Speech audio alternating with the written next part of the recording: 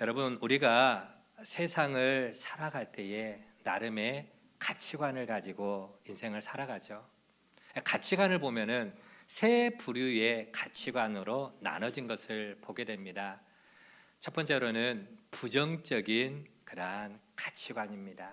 부정적인 가치관이 있고, 또 두 번째로는 긍정적인 가치관을 가진 사람이 있고요. 그리고 세 번째로는 뭡니까? 초긍정적인 가치관을 가진 사람. 이렇게 세 종류의 사람이 있는 것을 보게 됩니다. 앞에 제가 정리를 해놨습니다. 부정적인 가치관. 이 가치관이라고 하는 것은 내가 무엇을 바라보느냐, 혹은 또 어떤 것을 바라볼 때 어떤 시각으로 바라보느냐, 이게 관점이거든요. 관점. 자, 컵에 물이 있어요. 컵에 물이 있는데 한 반 정도 남았다고 치면은 어떤 사람은 컵 안에 들어있는 이 물을 갖다가 에게 반밖에 안 남았네, 반밖에 안 남았네 라고 말을 하는 사람은 부정적인 가치관을 갖고 있는 사람. 그렇죠? 그런데 아이고, 아직도 반이나 남았네. 아직도 반이나 남았네. 많이 남았다라는 거, 적게 남았다는 거예요? 많이 남았네. 아직도 반이나 있네. 긍정적인 시각을 가지고 말하는 거죠. 계속 띄워주시기 바랍니다. 자, 그래서 매사에 부정적인 사람은요, 자꾸만 어두운 면을 보려고 그럽니다. 그 사람의 단점을 보려고 그래요. 야, 너 오늘 이렇게 화장이 떴나? 아침에 머리 감았나? 아니, 아무리 찍어 발라도 늘 그 모습인데 어쩌라고. 네. 긍정적인 시각을 가진 사람은 야, 너 어제 많이 피곤했나 보구나. 힘들었나 보네. 야, 좀 쉬지 그랬어. 위로하고 격려하고 그 사람의 그 많이 지쳐있는 그런 모습들을 화장이 안 받을 정도면 얼마나 힘들겠어. 그런 모습으로 바라봐 준다는 거죠. 이게 긍정적인 시각의 가치관을 가지고 있는 사람이죠. 그렇죠? 그래서 부정적인 시각, 부정적인 가치관을 갖고 있는 사람은 늘 부정적인 해석을 하고 부정적인 말을 합니다. 안 된다, 할 수 없다, 이제는 죽겠다, 미치겠다, 이러다가 다 망한다. 항상 매사가 부정적으로 생각하고 부정적으로 말을 하고, 이스라엘 백성들이 그랬잖아요. 12명의 정탐꾼을 모세가 보내서 가나안 땅 보고 오라 했는데 10명은 그 정탐꾼 10명은 그 똑같은 상황을 보고 오면서 큰일 났다, 우리는 이제 다 죽었다, 망했다, 우리는 그들 앞에 메뚜기 같은 존재다 라고 하면서 부정적인 말을 합니다. 그러나 여호수아와 갈렙은 맞아, 그들은 우리보다 키가 커, 그들의 성읍은 우리가 감당하기에 버거운 견고한 여리고 성이야. 그러나 우리는 누가 함께하고 있냐? 하나님이 함께하고 있잖냐. 하나님이 우리와 함께하면은 그것들은 우리의 밥이다. 하나님이 크시냐? 저것들이 크냐? 하나님 훨씬 더 크지 않냐? 우리에게는 적어도 하나님 있지 않느냐? 이게 긍정적인 가치관이다라고 하는 것이죠. 부정적인 가치관을 갖고 있는 사람들은 매사가 환경에 매여 있고 늘 부정적인 면만 바라보기 때문에 이런 사람들은 도전할 줄을 모릅니다. 도전 정신이 없습니다. 도전을 안 하니까 성공이 있을까요, 없을까요? 성공할 수가 없죠. 매사가 긍정적인 사람이 있습니다. 이런 사람은 언제나 밝은 면을 봅니다. 가능성을 보고 장점을 바라봅니다. 그래서 해봅시다. 한번 따라봅시다. 해봅시다. 할 수 있습니다. 잘 될 겁니다. 늘 긍정적인 시각을 가지고 말을 해요. 우리 보통 부르는 찬양 있죠. 우리 전도축제 때 자주 불렀던 찬양, 할 수 있다 하면 된다, 해보자. 찬양은 막 뜨겁게 불러. 그런데 뒤돌아서서 이번에 전도축제 때 몇 명이나 오겠어? 자기 입으로 다 까먹어버려. 올 사람 없어. 할 사람 없어. 아무것도 안 돼. 안 돼. 할 사람 없어. 목사는요, 그런 사람하고 일하기가 제일 힘듭니다.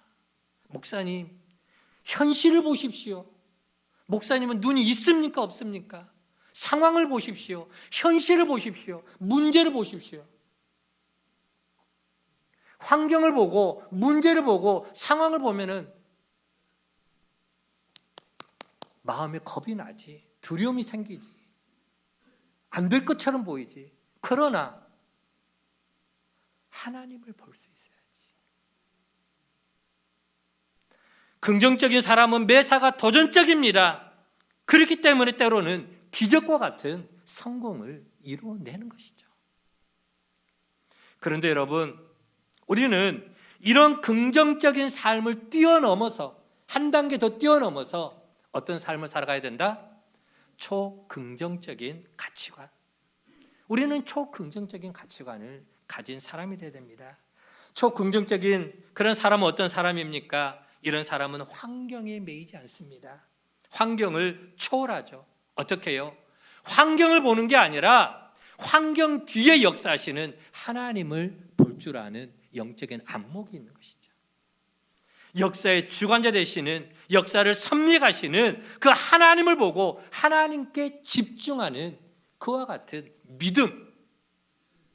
나라가 많이 어렵습니다. 힘듭니다. 대통령이 계엄을 선포하고 국회에서 또 다행히 해산을 시켰지만은 그 다음에 일들이 막 정신없이 이루어집니다. 이 나라가 어떻게 되지? 세계적으로 우리나라를 지금 완전히 이제 이상한 나라로 바라보는데 우리나라가 또 환율이 오르고 경제가 어려워지고 막 하면서 막 부정적인 이야기들이 매스컴에 나옵니다.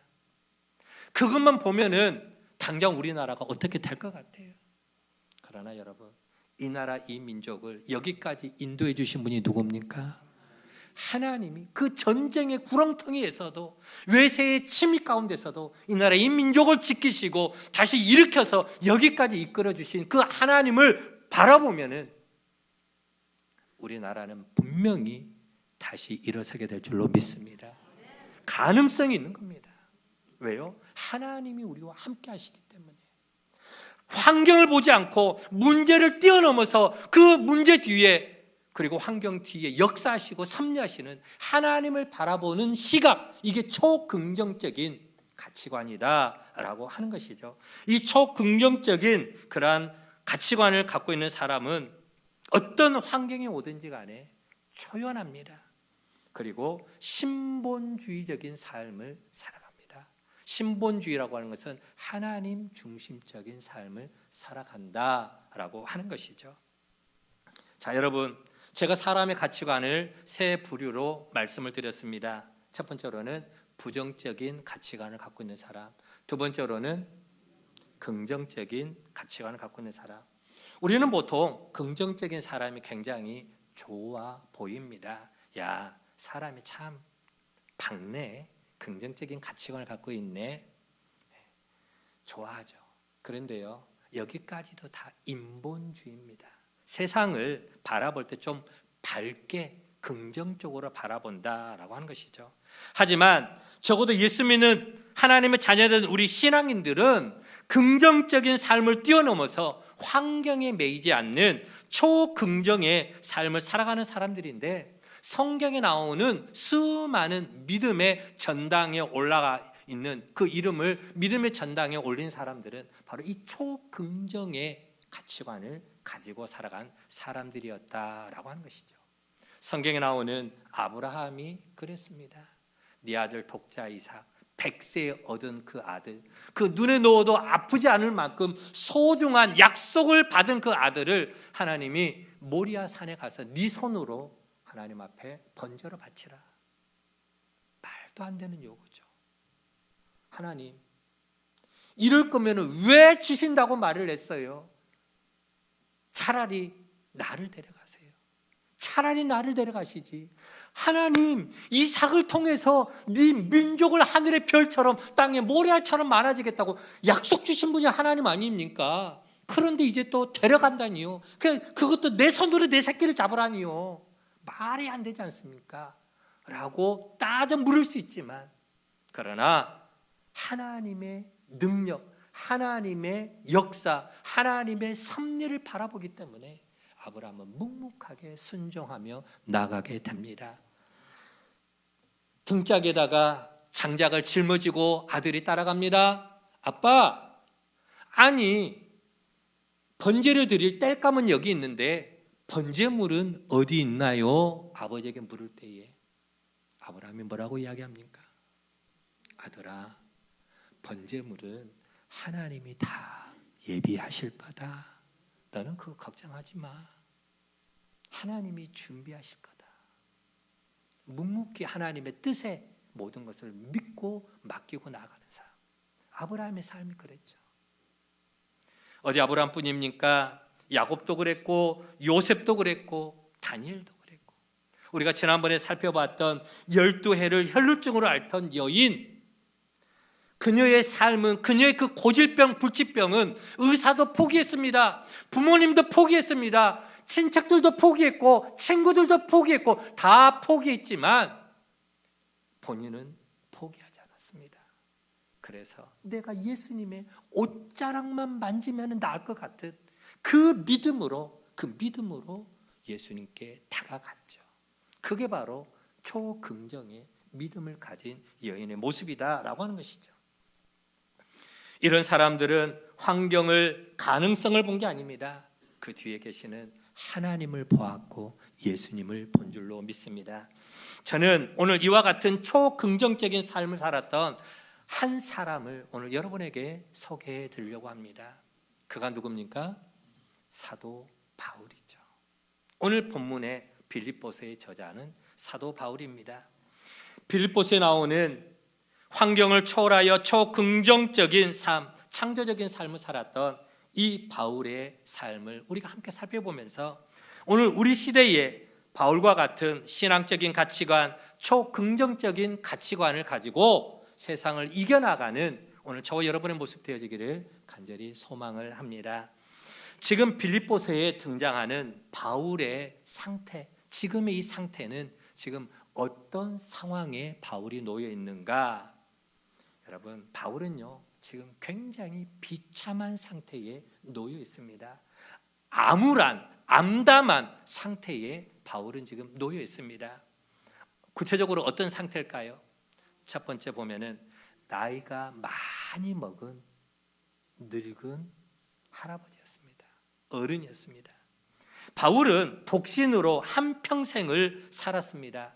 전도와 선교 때문에 하나님의 그 부르심 앞에 순종하기 위해서 전도자로 살아가려고 자기 삶을 온전히 하나님께 헌신했죠. 결혼하지 않았습니다. 그런데 여러분, 가정이 없는 사람이 혼자 사시면서 늙어가게 될 때, 우리 교회에도 그런 어르신들이 계시죠. 가정이 없이 혼자 이렇게 삶을 살아가면서 늙어갈 때 굉장히 쓸쓸합니다. 외롭습니다. 그리고 허전하고 공허하겠죠. 그래서 일본에서는 그 고령의 노인들이 굉장히 많잖아요. 장수국가 아닙니까? 혼자 그렇게 살아가는 사람이 많은데 그 외로움과 허전함을 달래기 위해서 집에다가 뭐 키웁니까? 집에 야옹이들, 고양이를 키우고 개를 키우고 반려견, 늘 그 동물들을 통해서 마음의 교감을 하고 싶어가지고, 어떤 사람은 그 자기 모든 재산을요 그 강아지나 혹은 또 고양이에게 다 자기 몇 억을 동물들에게 맡긴대요. 평생 동안 누군가에게 돈을 맡기면서 이 고양이, 이 개한테 다 먹을 거 다 챙겨주고 마지막 장례까지 치러달라고. 여러분, 나이가 들면요 또 경제적으로도 어렵잖아요. 지금 바울이 지금 그런 상황에 있습니다. 또 하나, 바울은요 몸에 질병이 있었습니다. 고질병이 있었습니다. 그 병이 눈이 안 좋은 안질병인지 아니면은 거품을 내어품고 쓰러지는 간질병인지 정확하게 기록이 되어 있지는 않습니다. 그러나 아주 심각한 고질병이 있어서 하나님 앞에 몇 번을 구했더라? 제발 좀 고쳐달라고, 하나님께 제발 좀 고쳐달라고 3번이나 하나님께 기도했는데 들어줬어요? 내 은혜가 내게 족하다, 됐다마 하면서 하나님 고쳐주지 않았어요. 그 모습을 안고 힘들게 인생을 살아갑니다. 또 하나, 3번째, 바울은 지금 어디에 갇혀 있는 상태입니까?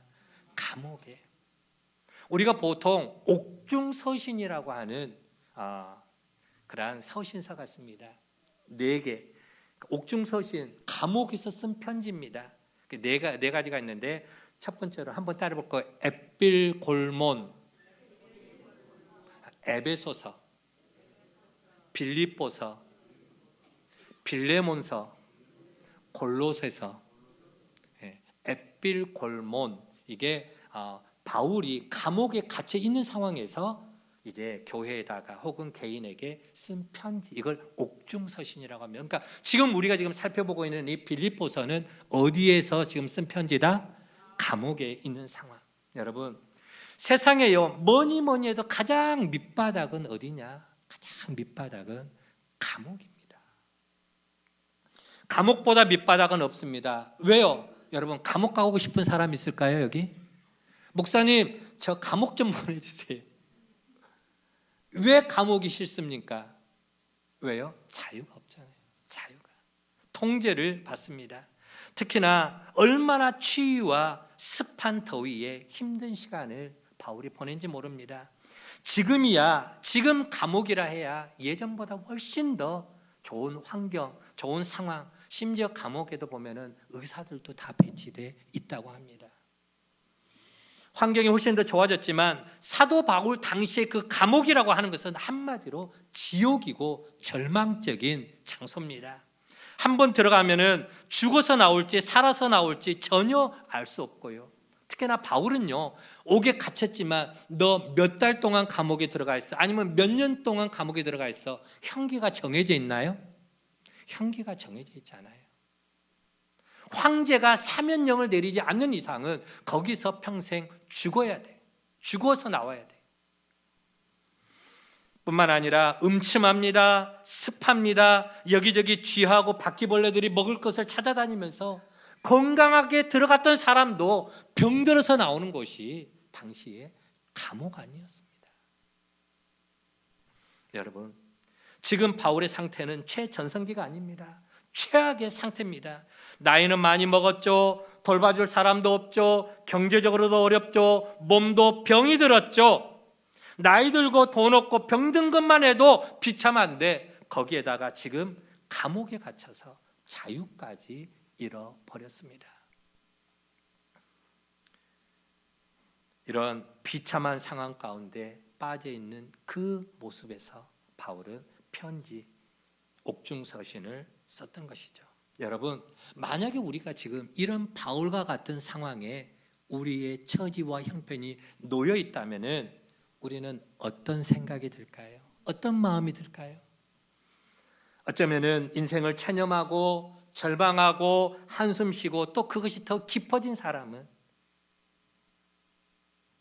안 좋은 생각까지도 하겠죠. 내가 이럴 바에야 더 무슨 희망이 있겠나 하고 목숨까지 끊으려고 하는 생각도 할 수도 있을 것입니다. 그러면 여러분, 지금 바울이 이런 최악의 환경 속에서도 어떻게 천국과 같은 그런 초긍정의 가치관, 초긍정적인 삶을 살 수 있었겠습니까? 그는요, 세상을 바라본 게 아닙니다. 자기의 병든 몸을 바라본 게 아닙니다. 자기를 우겨싸고 있는 감옥, 그 환경을 바라본 게 아닙니다. 환경보다 크신, 질병보다 크신, 감옥보다 크신 주 예수 그리스도를 바라보았기 때문인 줄 믿으시기를 바랍니다. 오늘 우리가 무엇을 바라보느냐에 따라서 우리는 부정적인 가치관을 가진 사람이 될 수도 있고요, 혹은 긍정적인 가치관을 가진 사람, 혹은 초긍정적인 그러한 믿음의 사람이 될 수도 있습니다. 무엇을 바라보느냐에 따라서요. 오늘 우리는 사도 바울의 이 모습을 통해서 저와 여러분의 관점이 환경을 바라보지 않고 환경보다 크신 그 하나님을 바라보는 초긍정의 가치관을 가진 믿음의 식구들이 되기를, 믿음의 사람이 되어지기를 주의 이름으로 간절히 축원을 드립니다. 오늘 바울이 기록한 이 말씀을 한번 보시기 바랍니다. 빌립보서 4장 4절 말씀을 같이 한번 더 읽어보도록 할게요. 시작. 주 안에서 항상 기뻐하라. 내가 다시 말하노니 기뻐하라. 13절입니다. 또 한번 읽어봅니다. 아멘. 내게 능력 주시는 자 안에서 내가 모든 것을 할 수 있느니라. 아멘. 자, 방금 우리가 읽은 이 두 구절의 말씀 속에 보면은 바울이 어떻게 그렇게 최악의 상황 속에서도 그렇게 환경을 초월하는 초긍정적인 삶, 생명력이 넘치는 삶을 살아갈 수가 있는가? 그 말씀에서 우리는 답을 찾아낼 수가 있어요. 어떻게 해요?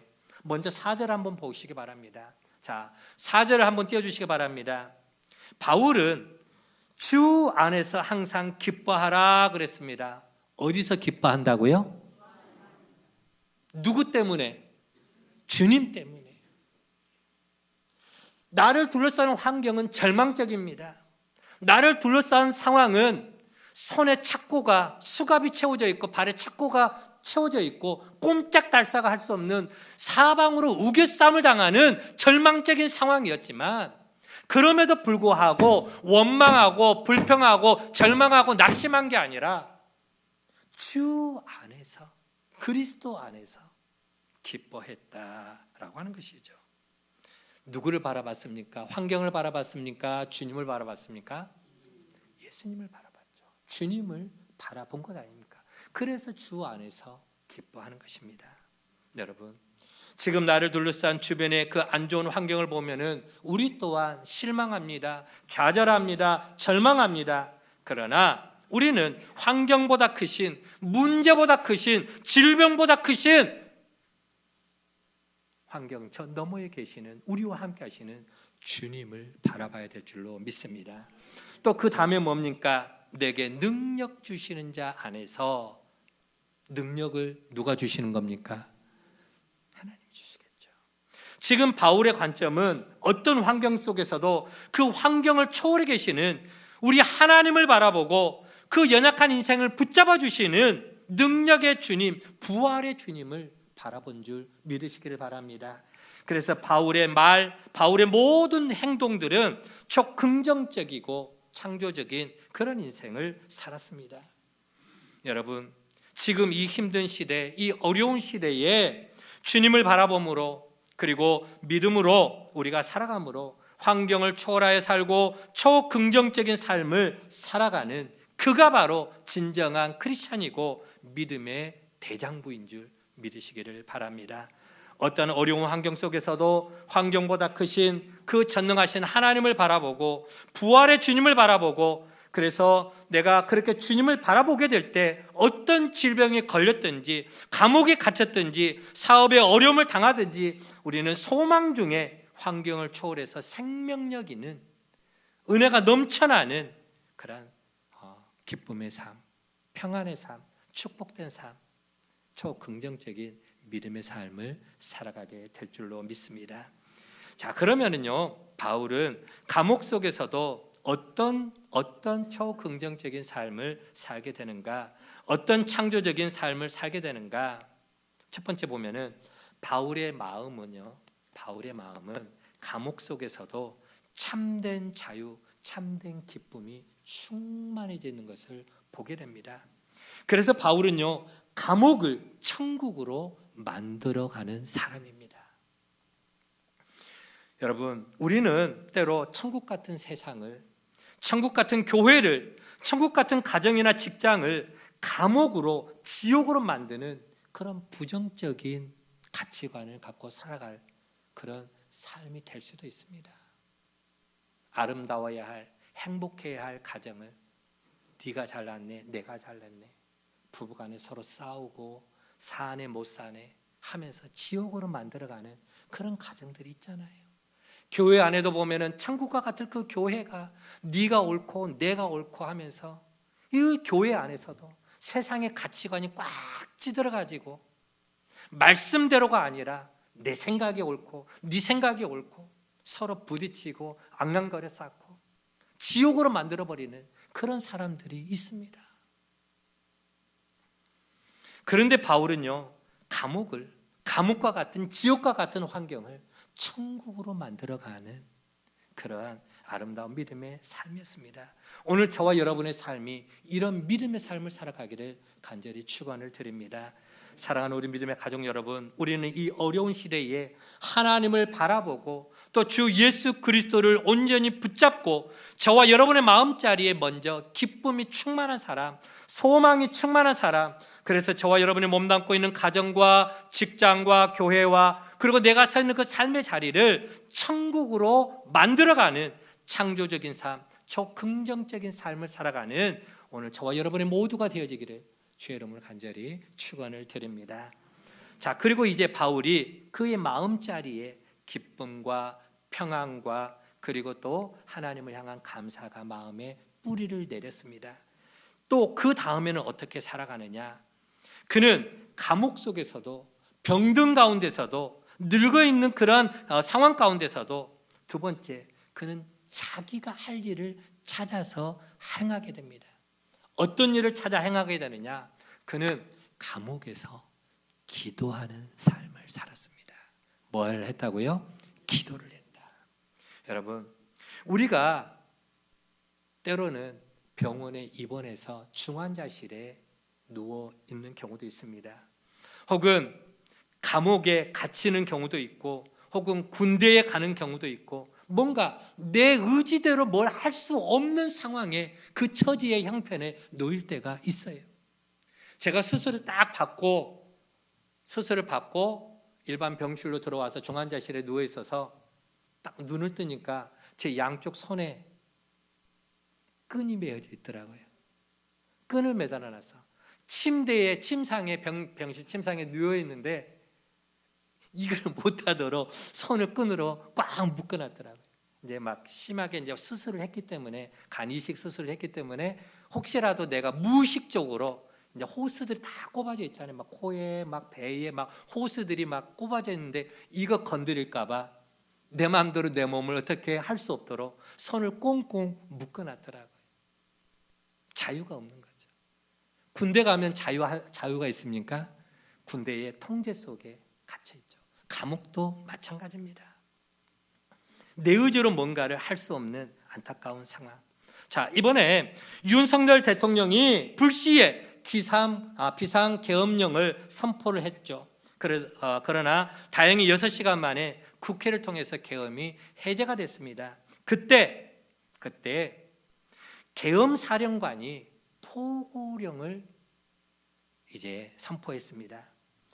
포고령, 그 내용을 보면은요, 많은 제약들이 있는데 그 가운데에 딱 두 가지 것을 말씀을 드리면은, 저기 보면은 모든 국회나 지방의회나 혹은 집회, 시위, 일체의 정치활동 금지, 시위, 데모, 모든 것 집회를 금지한다.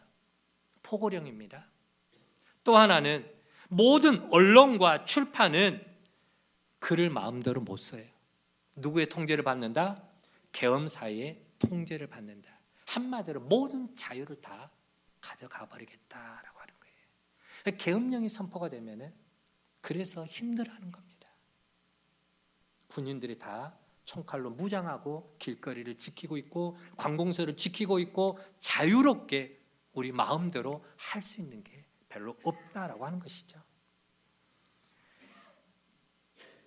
그러나 여러분, 우리가 어디에 가든지 어떤 상황에 놓여 있든지 하나님을 향한 우리의 기도의 자유는 빼앗을 수 없는 줄 믿으시길 바랍니다. 하나님을 향한 우리의 기도의 자유, 그렇죠? 바울은 탄식하지 않았습니다. 오히려 그가 감옥에 갇혀가지고 착고에 채워지고 손발이 꽁꽁 묶여가지고 몸은 마음대로 쓸 수 없는, 어디에 나갈 수 없는 그러한 감옥에 갇힌 상황이지만 그럼에도 불구하고 그는 자기가 할 수 있는 것을 찾아봤어요. 어떤 핍박이 있더라도, 그래서 감옥에 바울이 꽁꽁 갇혀 있다 할지라도, 그럼에도 바울은 기도하는 일을 찾아서 하나님 앞에 마음껏 부르짖어 기도했던 것을 보게 됩니다. 여러분, 마음에 기쁨이 넘치고 마음에 자유가 충만하고 소망이 넘치고 그리고 하나님 앞에 간절하게 기도하는 기도로 충만해지니까 이런 바울의 인생은 결코 절망적인 인생이 아니었습니다. 기쁨이 넘치고 소망이 넘치고 기도로 충만해지니까 바울은 감옥 속에서도 천국의 삶을 사는 줄 믿으시기를 바랍니다. 그 감옥 안에 누가 함께하고 계시는 거예요? 하나님. 하나님이 함께하는 그곳이, 우리 찬양 부르잖아요. 그렇죠? 초막이나 궁궐이나 내 주 예수 모신 곳이 그 어디나 하늘나라. 하나님이 나와 함께 하시면 내가 가정에 있든지 감옥에 있든지 들녘에 있든지 광야에 있든지 하나님이 함께하는 그곳이 하나님의 나라 천국인 줄 믿으시기를 바랍니다. 세 번째로 바울은 또 감옥 속에서 그가 할 수 있는 일을 찾아서 행했습니다. 그는 감옥에서 뭘 했느냐? 감옥에 갇혀 있으면서도 그는 전도를 했습니다. 뭘 했다고요? 전도. 여러분, 요즘에 길거리나 혹은 아파트 방문 전도가 많이 어렵죠. 다행히도 성지 아파트 나무 넣기라든가 이거 세운팔에서 이 뒤쪽에 예전에 지어진 아파트 같은 경우는 그래도 들어가는데 통제는 하지 않습니다. 가서 이렇게 문 앞에 가서 띵동하고 사람들 만나서 전도지를 전해줄 수는 있어요. 그러나 요즘 지은 아파트는 들어갈 수 있어요, 없어요? 못 들어가요. 다 비번이, 다 문이 다 비번 누르고 들어가기 때문에 아파트, 교회 주변에 아파트 많이 생겼다? 옛날 같으면 와, 교회 대박 나겠네 하고 좋아했는데요. 요즘에는요, 별로 그럴 일들이 없는 거예요. 다 각자 사람 만나기가 어려워요. 사람 만나기가 힘들어요. 왜? 문 닫고 들어가 버리면 우리는 뒤에 들어갈 수도 없어요. 쫓아 들어갈 수도 없어요. 어제 제가 병원을 잠깐 이제 우리 환우를 신방을 했는데요. 목사님, 제가 있는 병실에는 목사님 들어올 수가 없어요. 거기는요, 허가 받은 사람만 들어와요. 다 문이 폐쇄가 돼가지고 못 들어간대요. 그래서 그분이 1층으로 내려와서 1층에서 만나서 이제 제가 위로 신방을 잠깐 했는데 요즘에는 사람 만나는 게 굉장히 어렵습니다. 또 신천지나 이단들의 영향이 있고 오늘 이 시대 문화가 참 사람들에게 이렇게 만나서 복음 전하는 게 결코 예전 같지가 않습니다. 지금 바울은요, 감옥에 갇혀 있습니다. 예전 같으면은 길거리에 돌아다니면서 사람들이 모여있는 회당에 들어가서 설교도 하고 전도 집회도 하고 주님을 향한 그 뜨거운 열정을 가지고 최선을 다해서 복음을 전했는데 지금은 착고에 갇혀갖고 묶여갖고 감옥에 갇혀있는 상황에서 다 묶여 있잖아요, 손발이. 그래서 바울은 절망했습니까? 한숨 쉬었습니까? 포기했습니까? 아니요. 사도 바울은 비록 감옥 안에 갇혀 있지만 그 상황 속에서도 포기를 하지 않았다는 거예요. 그 속에서 내가 하나님을 위해서 할 수 있는 게 뭘까? 자기가 할 일을 찾았다는 거예요. 첫 번째 찾은 것은 기도한 것이고 두 번째로 한 일을 찾은 것은 전도하자. 이 감옥에서도 전도하자라는 거예요. 누구를 전도했죠? 같이 감옥 안에 갇혀 있는 죄수들을 먼저 전도했습니다. 죄수들을 전도했고요. 또 그들을 지키고 있던 간수들, 그렇죠? 군인들, 그러니까 경찰들 밖에 지키고 있는 그들을 전도했습니다. 성경에 보면은 사도 바울은 많은 간수들에게 복음을 전해서 그들로 예수 믿게 하였고 또 기독교 역사를 보면은 바울이 감옥에서 갇혀 있는 동안 행한 그 전도를 통해서 로마 황제 주변의 많은 귀족들에게도 복음을 전합니다. 복음을 전해서 나중에 로마가 그 기독교를 핍박하던 로마가 기독교 국가로 국가의 종교가 기독교가 되는 그러한 놀라운 변화의 역사에 큰 기틀을 사도 바울이 마련을 하게 되는 것입니다. 사랑하는 우리 믿음의 가족 여러분, 사도 바울은 최악의 상황 속에서도 소망의 삶, 생명의 삶, 전도자의 삶, 기도자의 삶, 창조적인 삶을 살게 된 것입니다. 오늘 우리는 지금 환경이 어떻다고, 환경 탓하고, 상황 탓하고, 경기 탓하고, 사람 탓하고, 여러 가지 핑계대고 탓하는 그런 부정적인 사람이 되어서는 안 될 것입니다. 우리가 바울처럼 환경을 뛰어넘어 환경보다 크신 하나님, 역사를 주관하시는 하나님, 그 하나님을 바라보고 살아가면은 환경을 초월하는 삶, 초긍정의 삶, 믿음의 삶을 살게 될 줄로 믿습니다. 말씀을 마무리합니다.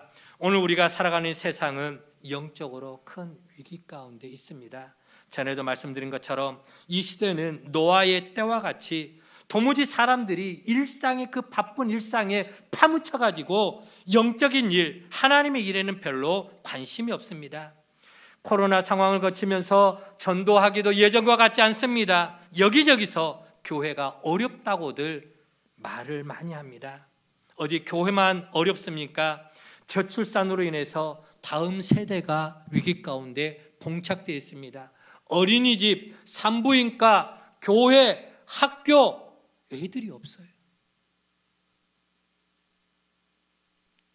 뿐만 아니라 사회적으로도 위기가 놓여 있습니다. 대통령의 계엄 선포 이후에 또 국가적으로도 여러 가지 많이 힘들고 어렵다라고 여기저기서 말들이 터져 나옵니다. 가정은 어떻습니까? 수많은 가정들이 해체되고 가정의 근간이 흔들리고 어려운 가운데 있고요. 경제적으로도 어려움이 있습니다. 다양한 위기의 상황들이 우리 앞에 펼쳐지고 있고 앞날 또한 그리 밝지가 못하다고들 이구동성으로 말합니다. 어쩌면은 사도 바울이 감옥에 갇혀 있는 그 안타까운 상황과도 같다라고 말씀을 드릴 수가 있습니다. 여러분, 바로 이러한 상황 가운데서 예수 믿는 우리 그리스도인들은 그러면은 어떤 가치관을 가지고 살아가야 될까요?